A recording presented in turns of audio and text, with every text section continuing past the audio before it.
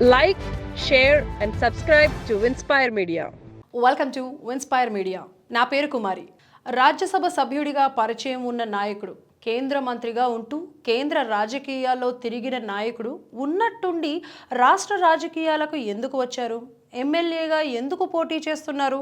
బెజవాడలో హాట్ టాపిక్గా మారిన సుజనా పోటీ వెనుక అసలు విషయం ఏంటో, విజయవాడ ఏమంటోందో చూద్దాం.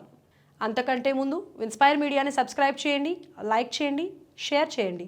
రాజకీయాలు తక్కువ మాట్లాడుతూ డెవలప్మెంట్, టాస్క్ ఓరియంటెడ్ వర్క్ నేచర్తో ఉన్న నాయకులు మన రాజకీయాల్లో చాలా తక్కువ మంది ఉంటారు. కేంద్రంలో చూస్తే నితిన్ గడ్కరీ అలాంటి నాయకుడే. కొత్త టెక్నాలజీ, కొత్త ఆలోచనలు లాంటివి గడ్కరీ నోటి వెంట వినిపిస్తూ ఉంటాయి.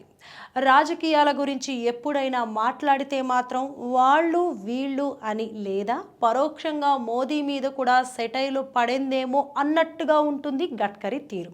ఎందుకంటే ప్రతి విషయాన్ని రాజకీయ తూకంతో కొలవడం తెలియని వాళ్లతో ఇలాగే ఉంటుంది. మరి రాష్ట్రంలో గడ్కరీ లాంటి నాయకులతో పోలిస్తే ఏపీలో సుజనా చౌదరి కనిపిస్తారు. 15 ఏళ్లుగా రాజకీయాల్లో ఉన్న బొత్తిగా రాజకీయం అంటని నాయకుడిలా కనిపిస్తారు సుజనా చౌదరి. టీడీపీలో ఉన్న, బీజేపీలో ఉన్న, ఏపీకి సంబంధించిన విషయాల్లో చురుగ్గా కనిపించిన సందర్భాలు చాలానే ఉంటాయి. కానీ ఇది నేను చేశాను, ఇది నా వల్లే అయ్యింది అని చెప్పుకున్న సందర్భాలు మాత్రం చాలా తక్కువ. అందుకే గడ్కరీకి సుజనాకి పోలిక ఉంది అంటున్నది. స్వర్ణ చతుర్భుజి లాంటి వినూత్న ఆలోచనతో దేశ ఇన్ఫ్రా రంగాన్ని మార్చిన ఆలోచన గడ్కరీది.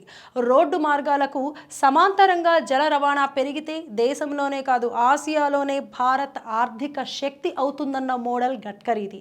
ఇథనాల్, ఎలక్ట్రిక్ వెహికల్స్ వాడకం లాంటి విషయాల్లో 15 ఏళ్ళు ముందుకెళ్ళి ఆలోచించే నేర్పు ఉన్న నాయకుడు నితిన్ గడ్కరీ. ఇవన్నీ కేంద్ర స్థాయిలో విషయాలు. మనలో చాలా మందికి అర్థం కూడా కాకపోవచ్చు, కానీ దేశ భవిష్యత్తును నిర్దేశించేది, డిసైడ్ చేసేది ఇవే. चौधरी साहब वहाँ बहुत मिलते थे, बल्कि ये नजर रखते थे कि मैं फाइनेंस मिनिस्ट्री कब जा रही हूँ. ఉమాభారతి చెప్పారు చూడండి, దేశంలో గడ్కరీ కొత్త ఆలోచనలు చేసినట్టుగానే సుజనా కూడా ఇలాంటి ఆలోచనలు ఏపీ విషయంలో కొన్ని చేశారు. కేంద్రం చెప్పినప్పుడు మనకి అవునా అనిపిస్తుంది, ఆ తర్వాత మర్చిపోతాం. కానీ ఆలోచనలు గల వాళ్ళకి అర్థమవుతాయి ఇలాంటి విషయాలు. పోలవరం నిర్మాణం పూర్తి చేసేందుకు ఆర్థిక ఫార్ములా సిద్ధం చేసిన సుజనా ప్రాజెక్టు పూర్తయితే 5 ఏళ్లు తిరిగేలోపే ఏపీ ఆ నిర్మాణ వ్యయాన్ని ఎలా సంపాదిస్తుందో చూపించిన సుజనా. కాకినాడ పెట్రో కారిడార్ కోసం రోడ్ మ్యాప్ తయారీ. గడ్కరీ సాయంతో ఏపీకి 7,000 కిలోమీటర్ల రోడ్లు. ఎన్ఐటి, ఎయిమ్స్తో సహా 37 కేంద్ర సంస్థలు ఏపీలో ఏర్పాటు చేసేందుకు చొరవ. ఇలాంటివన్నీ 15 ఏళ్ల రాజకీయాల్లో సుజనా దాటిన కొన్ని మైలురాళ్లు. కానీ ఏ రోజు చెప్పుకున్న సందర్భం కనబడదు.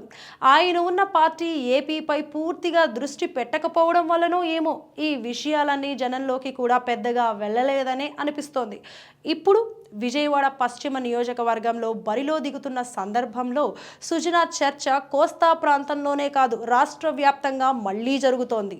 అభివృద్ధి ఆలోచన కలిసిన నాయకత్వం కోసం, చిల్లర తిట్లు, రొచ్చు రాజకీయం లేని పరిపాలన కోసం, 5 ఏళ్లుగా ఆగిపోయిన ఏపీ పునర్నిర్మాణాలు మళ్లీ పట్టాలెక్కడం కోసం తనను జనం ఎన్నుకోబోతున్నారని చెబుతున్నారు సుజనా చౌదరి. అందులో కూడా ఓ ఛాలెంజ్ ఉంది.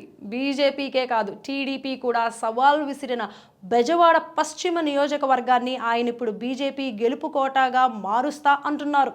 కమలం బావుట ఎగరేస్తా అంటున్నారు. మరి సుజనా చెబుతున్న డెవలప్మెంట్ మోడల్ మీద మీరేమంటారు? మీ అభిప్రాయాన్ని కమెంట్స్లో చెప్పండి.